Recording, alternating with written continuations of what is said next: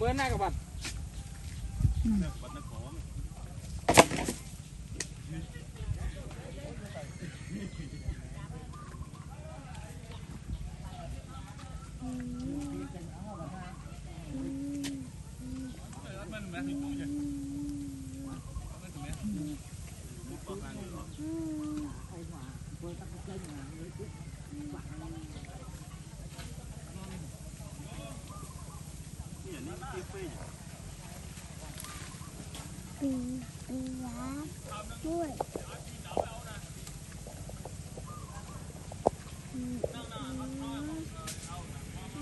Đó bà.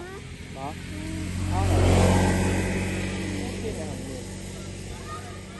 Cái gậy trên này hồng mượn.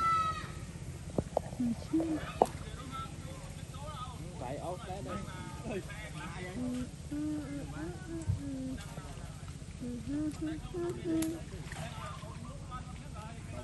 Ai ốc tí với lại cái ốc cái đó.